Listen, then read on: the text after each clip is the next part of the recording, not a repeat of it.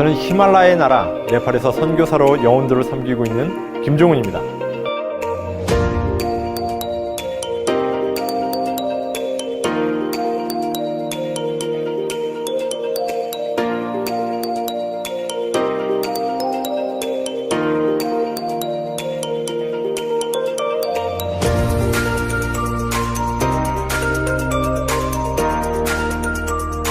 하나님을 경험하는 삶이 필요한 시대가 있다면 바로 지금이라고 생각합니다.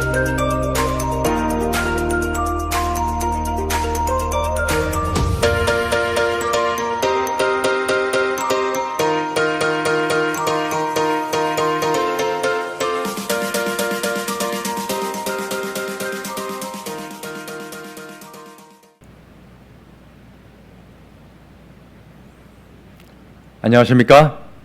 캐나다 밴쿠버 교회 장로 문성업입니다. 참 반갑습니다. 세상이 어려움으로 힘들지만 그 어려운 가운데서 우리를 항상 선한 길로 인도하시는 하나님의 손길을 느끼시는 모든 분들 되시기를 바랍니다. 세계 선교주간 네 번째 시간 네팔을 가다에 여러분들을 초대합니다.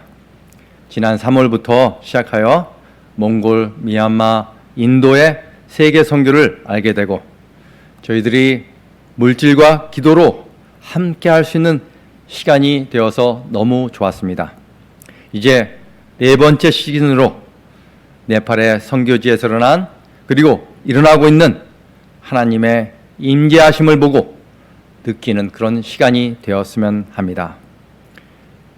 역사하시는 하나님의 능력과 하나님을 따르는 사람들의 잔잔하고 감동의 그런 시간으로 여러분들을 초대합니다. 이번 말씀은 네팔의 선교사 김종훈 목사님께서 임마누엘 하나님의 경험을 하는 삶으로라는 제목으로 말씀을 선포하십니다. 은혜와 감동으로 하나님께 영광 돌리는 시간이 되기를 바랍니다.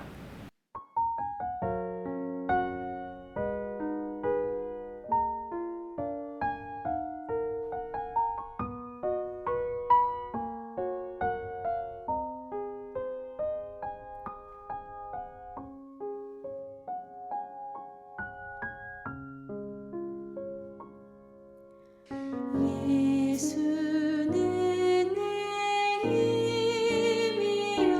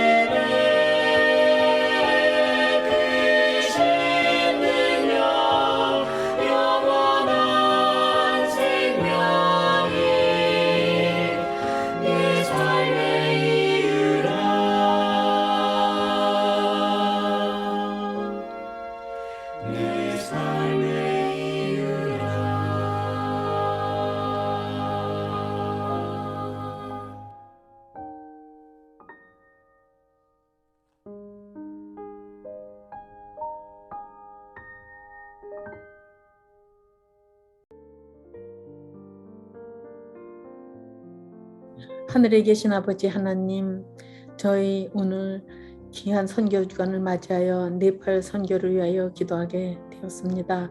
아버지, 그곳에서 일하고 계시는 송희섭 선교사 부부, 또 하나님의 일꾼들과 하나님의 백성들과 그곳에 있는 여러 연약하고 어리석은 백성들을 위하여 일하는 목사님에게 성령 충만하게 하여 주시어서 계획하고 계시는 모든 사업, 하나님께서 맡기시고 인도하시는 성전 건축 사업과 병원 건축 사업과 또 지도자 훈련원 사업과 사랑한 사업에 아버지 조금도 차질 없이 잘 이루어져 우상이 들끓고 있는 그 나라에 하나님의 나라가 세워지는 귀한 기초가 되게 역사하여 주시옵소서. 또 이 세상이 코로나 19으로 인하여 어수선하고 혼란과 두려움과 공포 중에 있을 때라도 그곳을 아버지께서 잘 지켜주시어 일꾼들만 아니라 모든 백성을 그 위험에서 건져주시고 하나님이 주시는 복을 마음껏 누리는 복받은 선교지가 되게 역사하여 주시기를 간절히 바라고, 우리 송혜섭 선교사 부부를 건강하게 지켜주시고 성령 충만하게 하시고 모든 것을 작업으로 잘 충당하고 계시는 그 목사님에게 건강한 몸 허락하여 주셔서 그 모든 일을 감당하기에 넉넉한 건강과 지혜와 능력 주시고 하나님께 영광 돌리게 하여 주시며, 그곳에서 아버지 하나님의 나라가 이루어지는 기쁜 소식을 저희들이 매일 들을 수 있도록 도와주시며, 특별히 사랑원에서 자라나고 있는 여러 젊은 청소년들 주께서 잘 건강하게 키워주실 뿐만 아니라 하나님의 일꾼들로 자라나는 귀한 성공하는 목회 사업, 선교 사업에 되게 복 주시기를 간절히 바라고, 저희는 먼 곳에서 떨어져 오직 기도로 응원할 뿐이오니 주님 역사하시어 주님의 귀한 뜻 이루어지게 하여 주시기를 우리 주 예수 그리스도의 이름으로 기도드립니다. 아멘.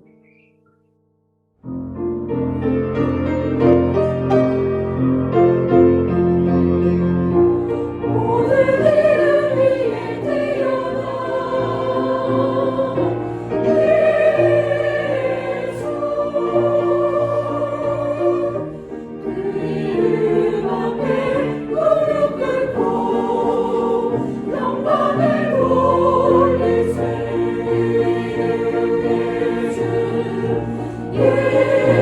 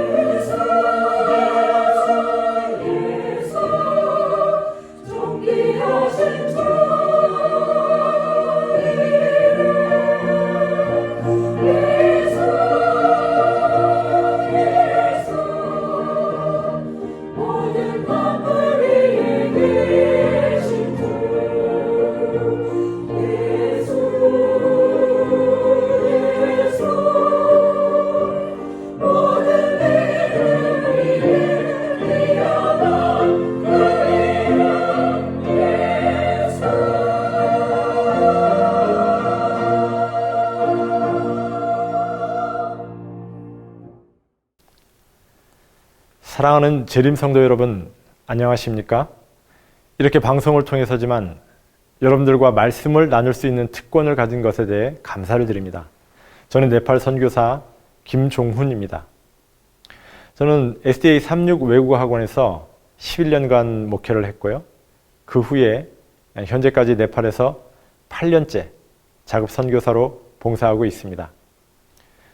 이번 기회를 통해서 제가 경험한 하나님, 지금도 살아계셔서 우주를 통치하실 뿐만 아니라 우리 각자 한 사람 한 사람 우리의 삶에 역사하시는 그 하나님을 여러분들과 나누기를 원합니다. 먼저 하나님의 말씀 예레미야 33장 2절과 3절의 말씀을 좀 봉독해 드리겠습니다. 이를 행하는 여호와, 그것을 지어 성취하는 여호와, 그 이름을 여호와라 하는 자가 이같이 이르노라. 너는 내게 부르짖으라. 내가 내게 응답하겠고 내가 알지 못하는 크고 비밀한 일을 내게 보이리라. 제가 네팔에 처음 갔을 때 제가 정말 무슨 일을 어떻게 시작해야 할지 몰라서 기도하고 있을 때 우리 주님께서 저의 마음속에 새겨주신 말씀이 바로 이 말씀입니다. 지금 당장 내가 무엇을 해야 할지 모르지만 하나님께 간구하면서 하나님께서 내가 알지 못하는 뭔가 크고 비밀한 많은 것들을 보여주시겠다는 제 개인에게 주시는 약속이었습니다. 그래서 이 말씀을 마음에 새기고 암송하면서 저의 네팔에서의 선교사 생활을 시작했습니다. 그래서 오늘 이 시간에는 조지 뮬러처럼 기도했더니 일어난 일이라는 주제로 여러분들과 말씀을 나누도록 하겠습니다. 여러분들은 조지 뮬러라고 하는 사람을 잘 아시나요? 조지 뮬러는 고아들의 아버지로 잘 알려져 있습니다. 그의 평생 동안 약 2천여 명의 고아들을 양육했다고 합니다. 또 그의 평생에 5만 번의 기도를 드렸고 그 기도가 모두 응답받은 것으로 아주 유명한 사람입니다. 특히 고아들을 양육하면서 부족한 재정을 채우기 위해 후원자들에게 후원을 요청하지 않고 정말 조용히 하나님께만 무릎을 꿇는 믿음의 기도를 통해서 그의 모든 재정과 필요한 것들을 공급받는 기적을 경험하게 됩니다. 제가 네팔에 가서 가장 먼저 시작한 일이 고아들을 돌보는 일이었습니다. 저의 의지와는 상관이 없이 제가 방문하는 교회마다 부모를 잃은 아이들 혹은 한쪽 부모를 잃은 아이들이 정말 비참하게 살아가고 있는 모습을 목격하게 되었습니다.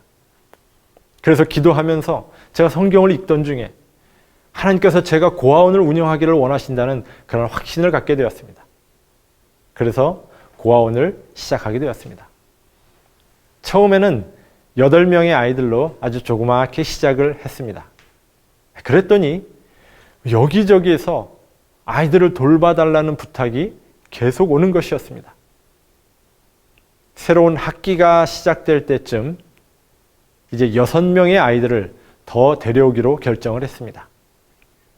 사실 6명의 아이들을 더 데려오면 매월 그 아이들을 돌보기 위한 비용이 더 추가되어야 했습니다. 그러나 제게 추가되는 비용을 후원해 주실 후원자가 있었던 것은 아니었고요. 일단 하나님께서 이 아이들을 돌봐 주시기를 원하신다는 확신 속에서 아이들을 데려오기로 결정을 한 뒤에 하나님께 기도하기 시작했습니다. 제가 그때 읽었던 실물교훈의 176쪽에 나와 있는 말씀입니다. 어찌할 바를 모를 때와 어려운 일에 직면하게 될 때에 인간에게 도움을 구하지 말라. 모든 것을 하나님께 맡겨라. 저는 이 말씀을 읽고 제 선교 사역에 어떤 실험이 시작이 되었습니다. 어떤 어려운 일에 직면하게 되더라도 사람에게 도움을 구하지 않고 하나님께만 도움을 구하기로 마음에 결심을 한 것입니다. 이제 아이들을 데려올 날짜가 되어서 한 명씩 데려오기 시작했습니다. 그러나 아직 재정은 준비되지 않고 있었습니다. 그렇게 아무에게도 저의 사정을 알리지 않고 오로지 하나님께만 기도하면서 며칠이 지나갔습니다. 그러던 어느 날 제 카톡에 한 메시지가 도착했습니다. 한국에 계시는 제가 잘 아는 어떤 여집사님께서 보내신 것이었습니다. 내용인즉슨 목사님, 오늘 이른 아침에 개인적으로 집에서 새벽 기도를 하고 있는데 성령님께서 저희 마음속에 강하게 음성을 들려주시기를 네팔의 고아들을 도우라고 하셨습니다. 저는 그 음성이 너무나 명백하게 들렸기 때문에 거역할 수가 없어서 오늘부터 매달 오늘 날짜에 얼마만큼의 돈을 송금을 할 테니 꼭 고아들을 위해 써주십시오. 이런 내용의 카카오톡 글이었습니다. 제가 고아들을 돌보기 위해 자금이 필요하다는 말씀을 드린 것도 아니었고요. 또 얼마가 필요하다는 액수를 말씀드린 것도 아니었는데 그 집사님께서는 정확히 6명의 어린 고아들을 돌보는 데 필요한 액수를 매달 보내주시겠다고 말씀하시는 것이었습니다. 정말 하나님께서 하시는 일은 놀라운 것이었습니다. 하나님께서는 제가 알지 못하는 정말 신비한 계획을 갖고 계셨습니다. 그 비슷한 시기에 제가 한 통의 전화를 받게 되었습니다. 저희 고아원에서 약 70km 정도 떨어진 곳에 재림 성도가 운영하는 고아원이 또 한 곳이 있었습니다. 그런데 그 고아원의 운영자였습니다.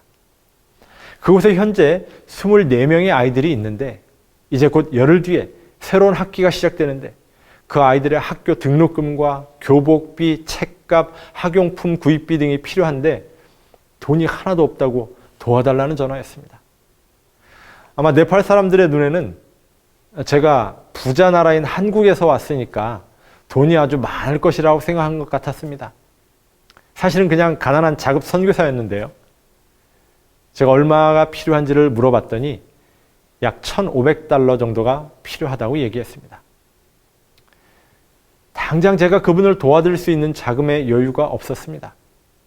그래서 제가 말하기를 지금 당장은 도와드릴 여유가 없지만 우리 함께 기도해 봅시다.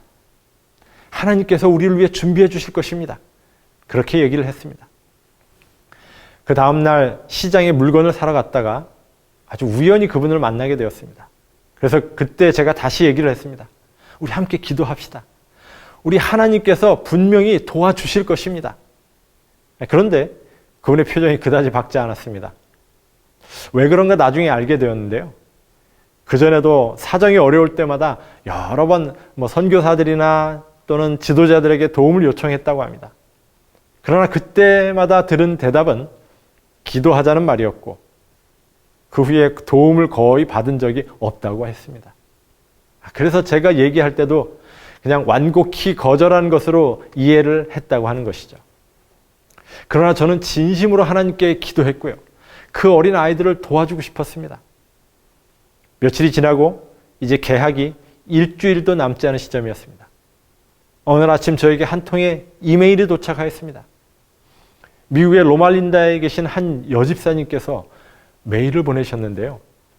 그 메일에 쓰시기를 저희가 오늘 500불을 목사님께 송금할 예정이니 네팔의 고아들을 위해 써주십시오. 그렇게 쓰여 있었습니다. 너무나 신기했습니다. 제가 고아들을 위한 자금이 필요하다는 말씀을 아무에게도 하지 않았고 요청하지도 않았는데 그런 메일이 온 것입니다. 같은 날 오후에 또 한 통의 이메일을 받았습니다. 미국 시애틀의 한 한인교회 도르가 회장님이셨습니다. 저희 교회 도르가회에서 네팔의 고아들을 돕기 위해 550불 정도를 송금할 예정입니다. 고아들을 위해 꼭 써주십시오. 이런 내용의 메일이었습니다. 정말 하나님께서 네팔의 고아들을 돌보기 위하여서 뭔가 움직이고 계셨습니다. 저는 조용히 골방에서 기도만 하고 있었지만 하나님께서 그 기도를 들으시고 더 부지런히 주님의 백성들의 마음을 움직이셔서 돕도록 하고 계셨습니다. 그 다음날 한 통의 카카오톡 메시지를 제가 받았습니다. 한국에서 목회를 하고 있는 후배 목사님에게서 온 메시지였습니다. 네팔의 고아들을 위해서 50만 원을 송금하니까 고아들을 위해서 써달라는 내용이었습니다. 정확히 이틀 만에 하나님께서 고아들을 위해 필요한 모든 재정을 보내주셨습니다. 그래서 그 자금을 보내서 아이들이 이렇게 교복도 새로 맞춰 입고요. 책과 학용품을 구입하여 학교에 갈 준비를 다 마치고서는 저에게 사진을 찍어서 이렇게 보내주었습니다. 하나님은 성경에 여러 번 걸쳐서 고아와 과부들을 돌보라는 말씀을 하셨습니다. 그분은 말씀을 통해 명령만 하신 것이 아니라 그 말씀이 이루어질 수 있도록 도와주셨습니다. 하나님의 모든 명령은 약속을 포함하고 있다고 예언의 신에는 기록되어 있습니다. 하나님께서 말씀하신 것을 그대로 이루어 주셨습니다. 정말 놀라운 경험이었습니다. 조지 뮬러의 책에 보면 그도 역시 똑같은 방법으로 기도한 것을 보게 됩니다. 고아원의 아이들에게 먹일 음식이 없을 때 음식을 구하러 여기저기 사람에게 도움을 구하러 다니는 것이 아니라 골방에서 조용히 그리고 간절하게 하나님께 기도하였습니다. 그때 하나님께서 그의 기도를 들으시고 고아들을 먹일 음식을 적당한 때에 아주 정확하게 보내주셨습니다. 저는 이런 일을 통해서 하나님의 살아계심을 경험하면서 점점 더 담대히 강하게 하나님을 신뢰할 수 있는 믿음이 자라나는 것을 경험하게 되었습니다. 대쟁투 621쪽에는 이렇게 기록되어 있습니다. 하나님과 기도로 씨름하는 것이 무엇인지를 깨닫고 있는 자들이 얼마나 적은가. 모든 힘이 다할 때까지 강렬한 열망을 가지고 온 심령을 다 기울여 하나님을 찾는 자들이 얼마나 적은가. 사랑하는 미주의 재림 성도 여러분, 여러분과 저의 삶 속에 기도로 하나님과 매일매일 씨름하는 아름다운 경험들이 이어지기를 간절히 바랍니다. 영감의 글은 우리가 그냥 기도하는 것이 아니라 씨름을 하듯이 모든 힘을 다해서 기도하기를 요청하고 있습니다. 왜냐하면 우리가 그렇게 기도해야 할 때가 되었기 때문에 그렇습니다.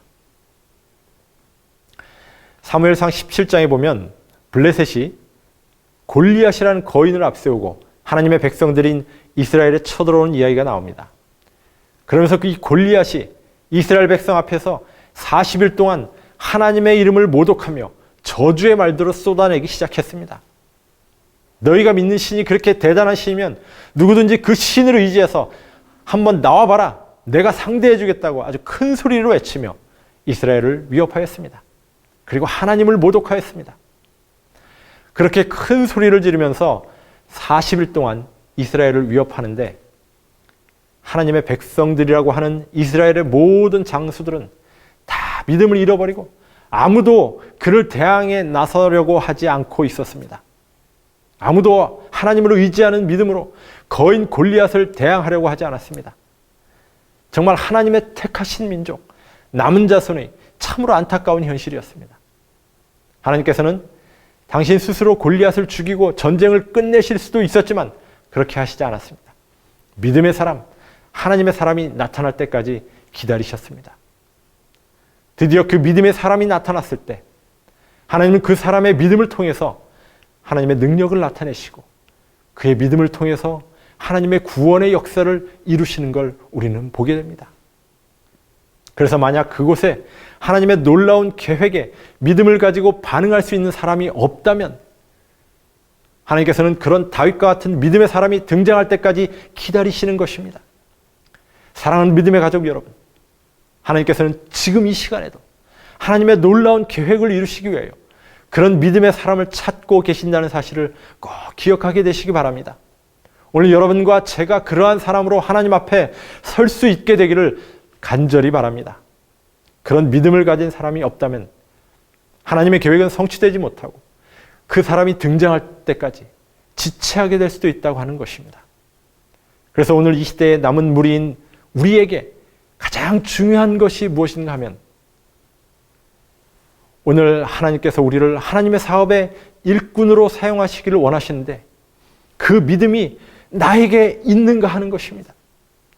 제가 저에게 이런 믿음이 있기 때문에 오늘 이런 말씀을 드리는 것이 아닙니다.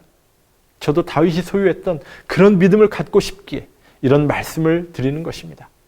우리는 이 믿음이 준비될 수 있도록 매일의 삶 속에 그 믿음을 활용하며 살아가는 연습을 해야 하는 것입니다. 다 같이 한번 읽어보겠습니다. 대쟁투 622페이지에 있는 말씀입니다. 오늘날 믿음을 조금밖에 활용하지 않는 자들은 사단의 기만적 권세와 양심을 억압하는 법령에 굴복될 위험이 가장 크다. 믿음이 약한 사람들은 어려운 도전에 직면하거나 문제를 만나게 되면 가장 먼저 하나님을 의심하고 말씀을 의지하는 것이 아니라 상식과 자신의 경험으로 그 문제를 풀려고 합니다. 그런 사람들은 마지막 위기의 때 믿음으로 그 시험을 이기지 못할 것입니다. 그런데 여러분, 왜 우리의 믿음이 이렇게 약할까요? 그 이유는 매우 단순한데요. 믿음을 활용하며 사는 연습이, 즉 훈련이 되어 있지 않기 때문에 그렇습니다. 우리의 신앙생활은 하나님의 사랑을 깨닫고 그 사랑에 지배받으며 살아가는 것이긴 하지만 그 과정에서 결코 훈련이 없이 우리가 하나님과 동행하며 살 수가 없는 것입니다. 제가 오늘 이렇게 여러분들께 제가 경험한 하나님에 대하여 말씀을 드리고는 있지만 아직도 저의 삶에 어려운 일을 만나게 되면 가장 먼저 하나님을 의지하고 생각하기보다는 불평하거나 두려워하는 마음이 먼저 드는 어쩔 수 없는 죄인인 것을 고백합니다. 그래서 단 하루도, 단 한순간도 하나님을 의지하지 않고 기도하지 않고서는 믿음으로 설 수 없음을 경험하는 것입니다. 많은 사람들이 과거에 자기가 어떤 위대한 믿음의 경험을 했던 것들을 계속 이야기하면서 마치 그 믿음이 지금도 자기에게 있을 것이라고 착각하면서 살아가는 사람들을 가끔 보게 됩니다. 제가 한국에서 목회를 할 때 만난 한 분은 오래전 재림군인으로서 군에 입대하여 집총을 거부하고 안식일을 지키기 위해 노력하다가 감옥에 수감되어서 2년 넘게 형을 살고 제대한 분이셨습니다. 그런데 안타깝게도 현재는 하나님과 아주 매우 먼 신앙을 떠난 삶을 살고 있었습니다. 사실 그때 그분을 보았을 때 저는 그 상황이 이해가 잘 되지 않았습니다. 어떻게 신앙을 위해서 감옥에까지 갔던 분이 신앙을 떠나는 이런 일이 있을 수가 있을까? 그런데 여러분, 과거에 우리가 어떤 경험을 했던 간에 오늘 내가 나의 믿음을 날마다 활용하며 살지 않는다면 우리의 믿음은 매우 약해지고 위기의 순간에 활용할 수 없는 죽은 믿음으로 변할 것입니다. 그러면 우리는 위기의 날, 정말 시험이 닥쳤을 때 우리의 믿음을 활용하여 하나님을 전적으로 의지해야 할 그때에 우리는 견디지 못하게 되는 것입니다. 다시 한번 강조하고 싶은 것은 믿음은 그냥 막연히 믿고 그냥 말로 고백한다고 해서 믿음이 자라나는 것이 아니라고 하는 것입니다. 내가 믿는 그 약속을 내가 살고 있는 이 현실에서 끊임없이 사용하고 활용하고 경험해야 된다고 하는 것입니다. 다른 말로 하면 우리는 우리가 믿고 고백하는 그대로 살아야 한다고 하는 것입니다. 즉 내가 믿는 그 믿음대로 내가 걸어가고 있어야 한다고 하는 것입니다. 삶에서 만나는 모든 도전과 어려움을 믿음으로 돌파할 수 있는 그런 믿음이 매일매일 우리의 삶 속에 경험되어져야 하는 것입니다. 과거에 내가 이런 믿음을 가졌었다라는 것은 지금 나의 믿음에 아무런 의미가 없습니다. 오늘 내가 믿음의 길을 걷고 있느냐가 가장 중요한 것입니다. 하나님께서 이 시대의 남은 무리들에게 요구하시는 모습이 바로 그런 모습인 것입니다. 내가 얼마나 많은 지식을 가지고 있고 교리를 잘 알고 가르친다 할지라도 살아있는 믿음을 가지고 살지 않는다면 그 사람은 하나님께서 쓰실 수 없는 사람인 것입니다. 출애굽기를 보면 하나님은 이스라엘 백성들을 이끌고 가나안으로 입성하기 전에 계속해서 이스라엘 백성들이 보기에는 상식적으로 갈 수 없는 곳, 그곳으로 가면 생존이 힘들어 보이는 그런 곳으로 그들을 인도하십니다. 왜 그러셨을까요? 하나님께서는 너무나 나약한 믿음을 가지고 있는 그 백성들을 훈련시키려고 그렇게 하셨던 것입니다. 그런데 그때마다 이스라엘 백성들은 그들의 가던 길을 멈추는 일이 벌어집니다.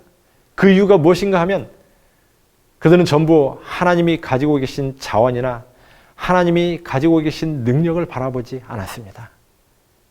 그들 자신이 갖고 있는 자원을 바라보면서 그들의 상식을 가지고 하나님의 계획을 바라보며 하나님의 명령 앞에 주저하고 머뭇거리면서 앞으로 전진하지 못했습니다. 그리고 하나님을 원망했습니다. 그런 그들을 향한 하나님의 원래의 계획은 애굽을 출발해서 시내산을 거쳐서 요단강을 건너서 가나안을 정벌하는데 약 1년 반 정도면 끝이 나는 그러한 계획이었습니다. 그런데 그 기간이 40년이라는 긴 기간으로 연장되고 그들이 더 긴 고통의 세월을 광야에서 보내게 된 이유가 무엇인가요? 바로 가데스 바네아에서 그들이 가나안 정복을 바로 앞두고 12명의 정탐꾼을 가나안에 보냈습니다. 그러나 그 정탐꾼들의 보고로 이스라엘 백성은 하나님을 원망하면서 그들의 믿음이 살아있는 믿음이 아니라 죽은 믿음이라는 사실을 보여주었습니다. 그 믿음을 가지고는 가나안에 들어갈 수가 없었습니다. 그들은 원래 믿음이 없었거나 아니면 말로는 믿는다고 하였지만 그 믿음을 활용하지 않고 살아왔다는 것을 그대로 보여준 것이었습니다. 믿음이 있어야만 하나님의 도움으로 가나안 민족들을 심판하고 정벌하고 그리고 그곳에 살 수가 있는데 그 믿음이 없기 때문에 그들의 훈련을 위해서 하나님께서 그들을 다시 광야로 돌이킨 것입니다. 그 시간이 40년 동안 계속된 것입니다. 그래서 하나님은 다시금 그들의 믿음이 활용 가능한 상태로 바뀔 때까지 계속 믿음을 활용하는 훈련을 40년 동안 받게 했습니다. 여러분, 마찬가지로 오늘날 이 시대에 재림이 지체되어지는 이유도 바로 이런 이유 때문이 아닐까 하는 생각이 듭니다. 여러분, 우리가 매일 성경을 읽지만, 다시 말해서 매일 창세기를 읽고 출애굽기를 읽으면서 성경 말씀을 믿는다고 말은 합니다. 그러나 우리가 막상 그 믿음을 활용해야 될 상황에 직면하게 될 때 우리는 물러서거나 주저할 때가 얼마나 많이 있는지 모릅니다.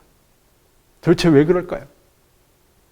그 이유는 다윗이 골리앗을 이기는 경우를 우리는 성경책 안에서는 믿지만 성경이 아닌 오늘 우리의 현실 속에서는 우리가 거의 믿지 않고 살아가고 있기 때문에 그런 것입니다. 다시 말해서 우리 삶의 방식이 내 상식을 뛰어넘어 믿음으로 도전해 본 그런 경험이 거의 없기 때문에 그렇다고 하는 것입니다. 말씀을 앞에 두고 그 말씀을 믿기 때문에 그 말씀에 따라 살기 위해서 믿음을 활용하고 세상과 싸우고 불가능한 것에 도전하면서 그 힘겨운 문제를 하나님의 능력으로 극복하는 그런 경험을 거의 해본 적이 없다고 하는 사실입니다. 여러분, 주의 재림을 준비하라고 하는 사명을 부여받은 남은 무리인 재림 성도 여러분, 우리의 하루하루의 삶의 현장은 하늘에 적합한 사람으로 준비되기 위한 믿음의 훈련장이 되어야 하는 것입니다. 여러분, 우리가 살아가는 70년, 80년의 인생은 하늘에 들어가기 위한 경건을 연습하는 시간인 것입니다. 그리고 우리의 삶의 현장은 하나님께서 끊임없이 우리에게 베풀어 주시는 믿음의 훈련장이라고 하는 사실을 잊어서는 안 되는 것입니다. 부조와 선지자를 보면 다윗의 믿음이 어디에서 비롯된 것인지에 대하여 기록되어 있습니다. 다윗의 그 담대한 믿음이 갑작스럽게 하늘에서 그냥 뚝 떨어진 것이 절대로 아닙니다. 다윗의 원래 직업은 양을 치는 목동입니다. 양을 안전하게 지키기 위해서 그는 수도 없이 그와 양을 공격해오는 늑대들과 사자와 곰 등 맹수들을 상대해야만 했습니다. 그 맹수들은 어떤 면에서는 정말 골리앗보다 더 무서운 존재들이었습니다. 양을 훔치려는 맹수에 맞서면서 그는 수도 없이 믿음으로 하나님을 의지하는 연습을 했습니다. 수없이 정말 여러 번, 아니 어쩌면 매일 그는 그의 믿음을 활용해서 자신의 양을 지켜낸 경험을 했습니다. 다시 말해서 그는 골리앗과 싸우는 그 믿음의 도전이 있기 전에 수도 없이 그 일상의 삶 속에서 비슷한 싸움을 경험했던 사람이라고 하는 것입니다. 그런데 그 앞에 이제 골리앗이라는 존재가 나타났을 때 골리앗은 다윗이 그토록 사랑하고 신뢰하는 하나님을 모독하고 있었습니다. 하나님의 백성들은 모두 고개를 들지도 못하고 두려움에 떨고 있었습니다.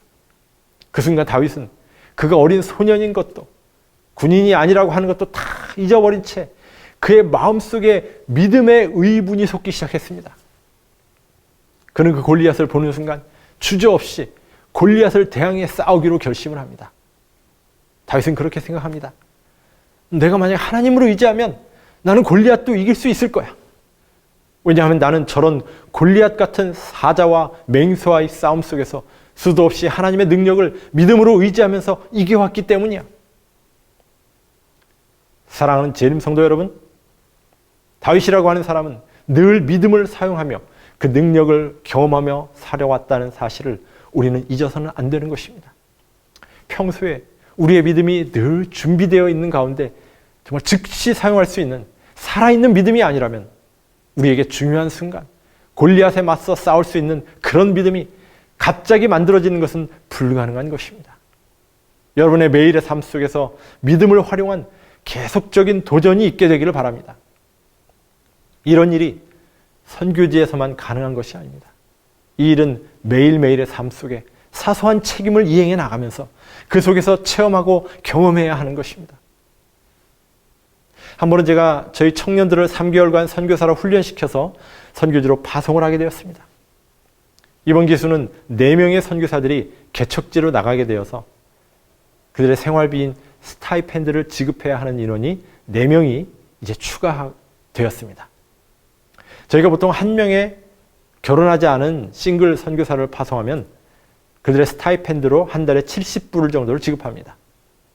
4명의 선교사들이 곧 파송이 되는데 그들에게 지급할 스타이펜드를 이제 또 어떻게 마련해야 할지 모르는 상황이었습니다. 늘 그랬듯이 기도할 수밖에 없었습니다.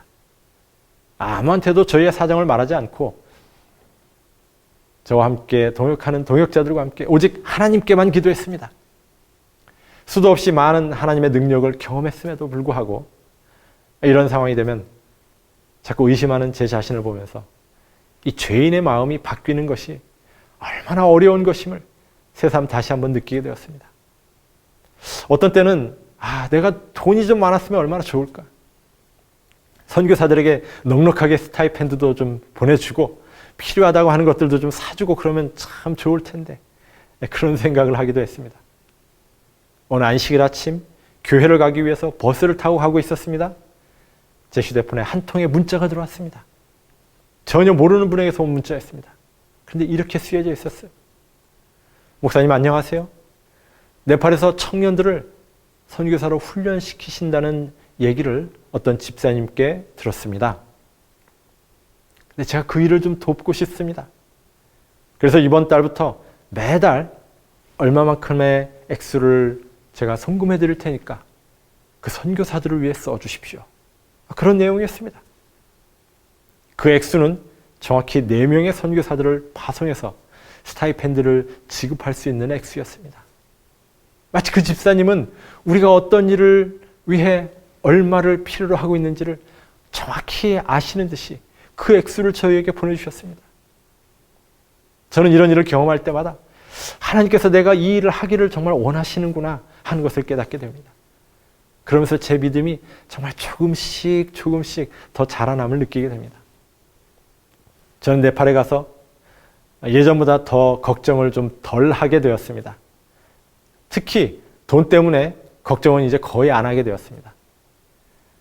저와 저희 선교 사업에 자금이 필요한 것, 그 누구보다 하나님께서 더 잘 아시기 때문에 저는 그저 조지 뮬러처럼 기도하면 하나님께서 늘 같은 방법으로 응답해 주셨습니다. 조지 뮬러의 전기를 읽다 보니까 그는 일주일 정도 살아갈 재정만 가지고 평생을 살았다고 합니다. 그는 말하기를 믿음은 사람의 능력이 끝나는 곳에서 시작된다고 했습니다. 한 번은 제가 비자 발급 등 여러 가지 일로 한국에 가야 할 때가 되어서 네팔에서의 모든 일정을 바쁘게 마치고 이제 비행기를 타러 공항으로 갔습니다.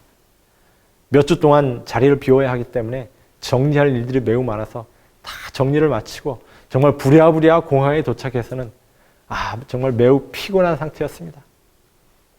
근데 네팔에서 한국으로 가는 비행기는 늘 저녁에 출발해서 그 다음날 새벽에 도착하는 일정으로 출발을 합니다. 그런데 제가 비행기 안에서는 좀 예민해서 그런지 잠을 잘 못 잡니다. 그래서 그 전에도 밤새도록 비행기를 타고 가면서 잠이 들지 않아서 뒤척이다가 한국에 도착하면 그 다음날은 너무 피곤해서 아무것도 못한 적이 여러 번 있었습니다. 그래서 공항에 도착하면서 하나님께 기도하기를 하나님, 오늘은 제가 정말 많이 피곤합니다. 밤에 비행기에서 좀 잘 자면서 갈 수 있도록 도와주세요. 그렇게 마음으로 기도하였습니다. 이제 짐을 붙이고 보딩 패스를 받았습니다. 이민국과 검색대를 거쳐서 드디어 비행기에 탔습니다. 제 좌석 번호를 보니까 9H라고 되어 있었습니다. 오늘은 매우 앞자리에 앉게 되겠구나. 그렇게 생각하고 좌석을 찾아갔습니다. 그런데 제 좌석이요. 그동안 제가 늘 이용했던 이코노미 좌석과는 좀 다르게 넓고 좀 큰 좌석이었습니다. 알고 보니 비즈니스석이었어요. 어떻게 된 영문인지 모르지만 저는 분명히 이코노미석을 예약했는데 좌석은 비즈니스석으로 배정이 되었습니다. 승무원에게 물어서 다시 확인을 했더니 제 자리가 맞다고 얘기를 했습니다. 그래서 그 자리에 앉았습니다. 그리고 좌석을 뒤로 이렇게 눕혀보니까 거의 침대처럼 아주 평평하게 눕혀졌습니다. 제가 그날 밤 비행기에서 잠을 잘 잤을까요? 당연하죠. 아주 푹 자면서 편하게 한국까지 도착할 수 있었습니다. 하나님은요, 저의 삶 속에 아주 깊숙이 개입하시면서 저의 모든 것을 알고 계시고 저의 사소한 기도에도 응답하시는 정말 좋으신 하나님이십니다. 사랑하는 믿음의 가족 여러분, 제가 네팔이라는 선교지에서 하나님의 도우심이 없이는 하루도 살 수 없는 환경에서 매일 도전하면서 주님을 의지하며 사는 경험을 매일 했을 때 제 마음속에 더 큰 도전에 대한 두려움이 사라지는 경험을 하게 되었습니다. 하나님께서는 이제 곧 이 지상에서의 주님의 사업을 마치기 위하여 준비된 남은 자손을 찾고 계십니다. 내가 의지할 무엇인가가 있어서 세상의 것에 의존하는 사람이 아니라 전적으로 하나님만을 의지하며 엘리야의 심령으로 영혼을 사랑하고 불의를 기뻐하지 않으며 하나님의 말씀에 전적으로 순종하며 살아갈 그런 사람들을 찾고 계십니다. 사랑하는 믿음의 가족 여러분, 주님께서 쓰시기에 넉넉한 강한 믿음으로 준비된 믿음의 성도들로 굳게 서시기를 간절히 소망하며 오늘 첫 번째 날 말씀을 마치겠습니다. 감사합니다. 다 함께 기도하시겠습니다. 사랑의 하나님 아버지, 오늘 우리에게 다시 한번 주께서 기회를 주시고 우리가 주님을 믿을 수 있는 특권을 허락하셨사오니 감사합니다. 하나님 아버지, 저희에게 더 강한 믿음을 허락하여 주시옵소서. 매일의 삶 속에 성령을 의지함으로 우리 하나님을 매일매일 경험할 수 있게 하여 주시옵소서. 그래서 이 땅에서의 삶뿐만 아니라 영원한 하늘을 준비하는 저희의 삶이 되도록 매일매일 함께하여 주시옵소서. 그리스도이신 예수님의 이름으로 간절히 기도드립니다. 아멘.